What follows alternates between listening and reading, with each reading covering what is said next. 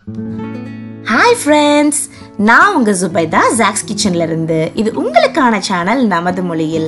Friends, நீங்க masala Maggi, cheese Maggi, plain Maggi இந்த மாதிரி எக்கச்சக்கமான மேகி சாப்பிட்ருப்பீங்க. ஆனால் தந்தூரி மேகி சாப்பிட்ருக்கீங்களா? இன்னைக்கு நம்ம கிச்சனில் தந்தூரி மேகி எப்படி செய்கிறதுன்னு தான் காட்ட போகிறேன். அதை எப்படி செய்கிறதுன்னு வாங்க பார்க்கலாம். ஃபஸ்ட்டு ஒரு மண் பாத்திரத்தை நம்ம இந்த மாதிரி நல்லா சூடு பண்ணி எடுத்துக்கலாம். நம்ம மேகி சமைக்கிறதுக்கு ஸ்டார்ட் பண்ணும்போது இதை இன்னொரு ஸ்டவ்வில் சூடு பண்ணட்டும். அப்படியே சைடில் சூடாகிக்கிட்டே இருக்கட்டும். அடுத்து என்னென்ன பொருள் வேணும் அப்படின்னு பார்த்தீங்கன்னா, நான் கொஞ்சமாக ஒரு அரை கேப்சிகம் நல்லா பொடிசாக கட் பண்ணி எடுத்து வச்சுருக்கேன்.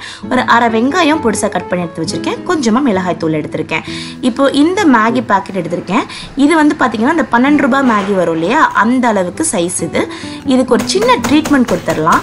இதை இந்த மாதிரி நல்லா உடச்சி எடுத்துக்கிறணும். இது நல்லா நீளமாக இல்லாமல் நல்லா உதிரி உதிரியாக இருக்கணும். அப்போ தான் நம்மளுக்கு அந்த மண் பாத்திரத்தில் ஊற்றும் போது நல்லாயிருக்கும். இப்போ ஒரு சாஸ் பேன் வச்சிடலாம். அதில் ஒரு அரை ஸ்பூன் அளவுக்கு எண்ணெய் ஊற்றுறேன். எண்ணெய் நல்லா காஞ்சதுக்கப்புறம் இதில் நம்ம நல்லா பொடிசாக நறுக்கி வச்சுருக்க வெங்காயத்தையும் சேர்த்துடுறேன். வெங்காயம் சேர்த்ததுக்கப்புறம் இதில் கேப்சிகமும் சேர்த்துடுறேன். நீங்கள் உங்கள் வீட்டில் என்ன வெஜிடபிள்ஸ் இருக்கோ அதை சேர்த்துக்கலாம். பீன்ஸ், கேரட், பட்டாணி இந்த மாதிரி எந்த வெஜிடபிள்ஸ் நீங்கள் கொடுக்கணும், குழந்தைங்களுக்கு கொடுக்கணும்னு நினைக்கிறீங்களோ அந்த வெஜிடபிள்ஸ் இதில் சேர்த்துக்கலாம். இப்போ இதை நல்லா லோ ஃப்ளேமில் வச்சு வதக்கி விட்டுருங்க. நல்லா இந்த கேப்சிகமும் வெங்காயமும் வதங்கி அதோட ஃப்ரேக்னன்ஸ் நல்லா வெளியில் வர வரைக்கும் இந்த மாதிரி வதக்கிடலாம். இப்போ இதில் நான் ஒரு 1/4 ஸ்பூன் அளவுக்கு மிளகாய் தூள் சேர்த்துக்கிறேன். நீங்கள் காரத்துக்கு தகுந்த மாதிரி கூட சேர்த்துக்கோங்க. இப்போ இதையும் சேர்த்துட்டு நல்லா இதை நம்ம வதக்கிக்கலாம்.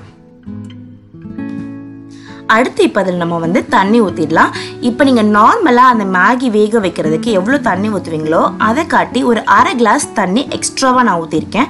ஏன்னா அந்த மண் பாத்திரம் அதிகமாக தண்ணியை அப்சர்வ் பண்ணும், ரொம்ப கெட்டி ஏறக்கூடாதுன்றதுக்காக. இதில் சுவைக்கு ஏற்ப உப்பு சேர்த்துட்டு இதில் அந்த மேகி மசாலா வரும் இல்லையா, அந்த மேகி மசாலாவையும் இதில் சேர்த்துடலாம். சப்போஸ் இந்த மேகி மசாலா சேர்க்க வேணாம் அப்படின்னு நினைக்கிறீங்கன்னா கொஞ்சமாக சீரகத்தூள், கரம் மசாலா தூள் அதையும் சேர்த்துக்கலாம். மேகி மசாலா அவாய்ட் பண்ணணும்னு நினைக்கிறவங்க அவாய்ட் பண்ணிக்கலாம். இப்போ இந்த நல்ல தண்ணி கொதிச்சதுக்கு அப்புறம் நம்ம அதை நல்லா ட்ரீட்மெண்ட் கொடுத்து உடச்சி வச்சிருக்கோம் இல்லையா, அந்த மேகியும் இதில் சேர்த்துடலாம். சேர்த்துட்டு இந்த மேகியை நல்லா சாஃப்டாக குக் ஆகிற அளவுக்கு குக் பண்ணி எடுத்துக்கலாம். இந்த அளவுக்கு கன்சிஸ்டன்சி இருக்கணும்.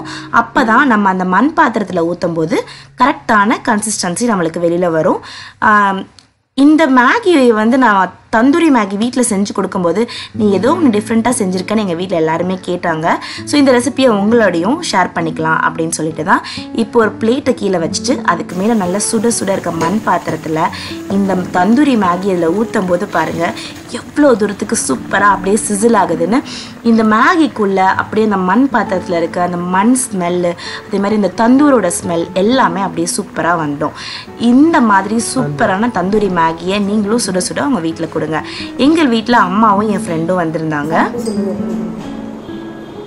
அவங்க கிட்ட கேட்டிருந்தேன் எப்படி இருக்குன்னு சொல்லிட்டு. ரொம்ப நல்லா இருக்கு, டேஸ்டா இருக்கு.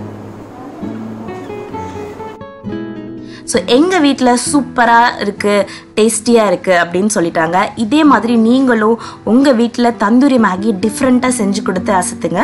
எந்த ஒரு எம்மியான ரெசிபீஸையும் நீங்கள் மிஸ் பண்ணிடாமல் இருக்கணும். இதே மாதிரி டிஃப்ரெண்ட்டான ரெசிபீஸ் நம்ம சேனலில் பார்த்துக்கிட்டே இருக்கணும் அப்படின்னா மறக்காமல் சப்ஸ்கிரைப் பண்ணிக்கோங்க. பக்கத்தில் இருக்க பெல் பட்டனையும் கிளிக் பண்ணி வச்சுக்கோங்க. உங்களுடைய கருத்துக்கள் எல்லாத்தையுமே கமெண்ட் செக்ஷனில் சொல்லுங்கள். இந்த வீடியோவுக்கு மறக்காமல் லைக் கொடுத்துருங்க. உங்களை இன்னொரு வீடியோவில் சந்திக்கிறேன். அது வரைக்கும் பை பாய்.